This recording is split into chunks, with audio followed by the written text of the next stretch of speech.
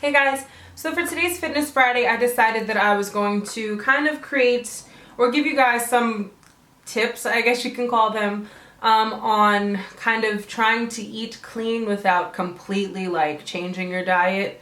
And I know that that sounds really bad and awkward, but I'm going to start off by saying this. This is mainly geared towards us junk food junkies, like the fast food people who are just obsessed with the drive-thru, because I know I am.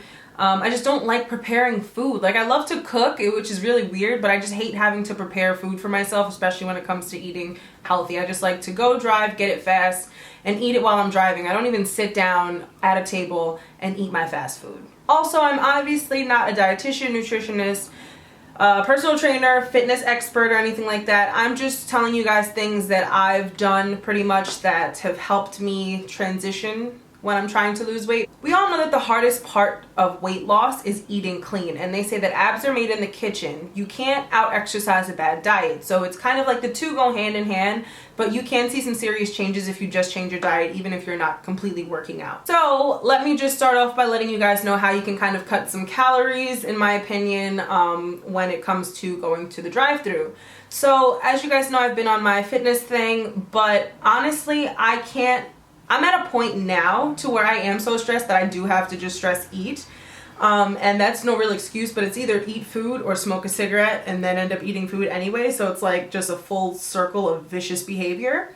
But when I do end up going to the drive-thru, I get the same thing. Like, specifically, we'll talk about McDonald's. So when I go to McDonald's, I create a sandwich called the McGangbang. Now, it consists of a McChicken sandwich, a bacon McDouble, nuggets, and fries, and some buffalo sauce and ketchup. So that sounds like pretty much a heart attack between two buns. But here is where I kind of cut out the middleman. With my McChicken, I don't get mayonnaise on it, and I don't get lettuce. Lettuce isn't bad to get, but you guys know I don't eat vegetables, which is really bad, I know, but I just don't. So I always get the plain McChicken, and I never eat the bread. So the bread is not necessary, so I always take the bread off, and that's where I cut carbs and calories. When it comes down to the french fries, I put just enough on my sandwich, and half the time I won't finish the rest of them, but I'll make sure like I get a small fry, but if I'm feeling really greedy, I'll get a large one, and still I don't eat all of it because the sandwich that I make is like crazy. And granted, while that's like my go-to meal, I don't always go to McDonald's and get that. So when I feel like I'm actually losing weight and doing everything properly, I do like to go there, and I will still get a McChicken because chicken's not bad. Granted, it is breaded, but like I said, if you don't get it with the mayonnaise and you don't eat the bread with it, then you're not doing as much damage as if you were to just order it straight off the menu the way that they have it created. And I do that pretty much whenever I go to McDonald's, or even if I'm going to Burger King or Wendy's or something like that. I try to get like a chicken sandwich. It's usually always breaded, but sometimes when the breading is too much, I will cut some of it off, but I stay away from the bread. All those starches and carbs and everything like that, it's just no good. It's a whole bunch of empty calories in my opinion, and you just don't need them. I don't think it's a necessity to have a sandwich, to have the bread, but I know, right, what makes it a sandwich then? But I don't know, that's just my opinion, and I just wanted to share that little tip with you guys. When it comes down to pizza, I don't even really know how to kind of help you guys with that. But because sometimes you just want pizza because you're just craving pizza, so you'll order from like Domino's or Papa John's or some like, you know, random pizza place. And then there's other times where you're just like, I'm craving like a good real slice of pizza from like a really, really good place.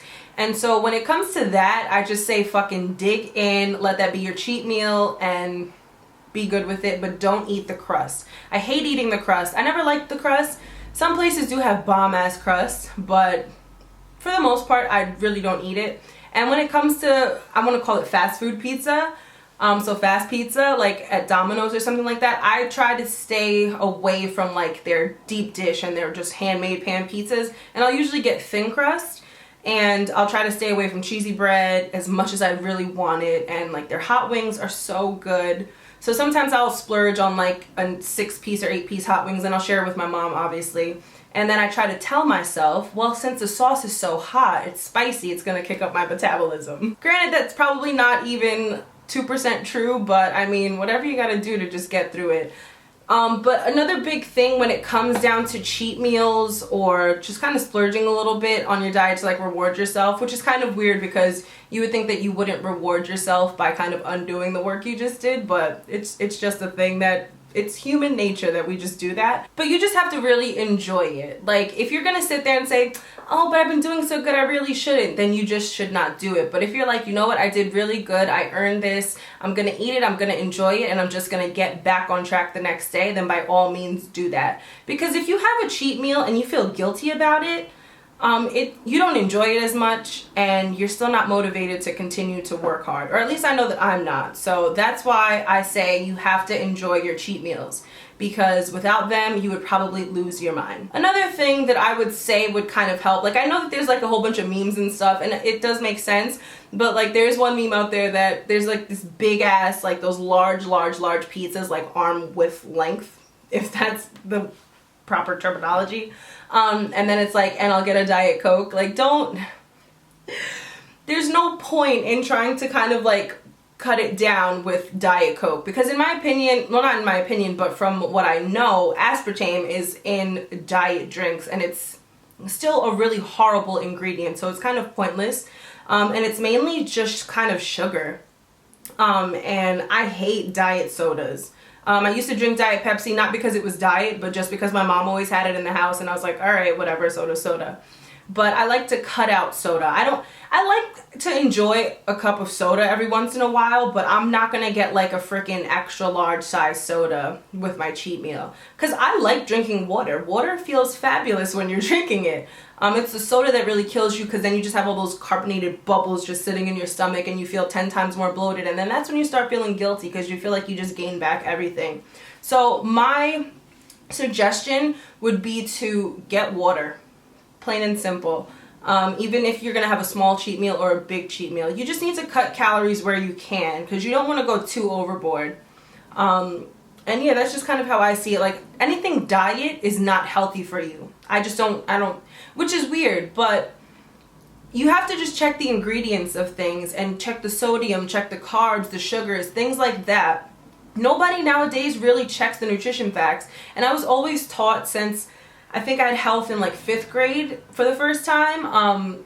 When we had that, it was like, you need to check the nutritional facts and make sure you're checking serving sizes. Granted, nobody really wants to sit there and do that, but if you're really trying to be successful and have goals, like, you just have to do some shit that you really don't want to do, that you don't feel like you have patience for. And if you really are like, screw that, I'm not doing it, then there's no reason for you to even bother dieting, because you're gonna overeat. You think you're being healthy, but you're really not. So to sum it all up, if you're gonna have a cheat meal, enjoy it. If you're gonna have something with bread, like from a fast food place, cut out the bread, enjoy the rest of it. It's still gonna taste good. You're just not gonna feel as bad afterwards. And be mindful of the ingredients that are in the food.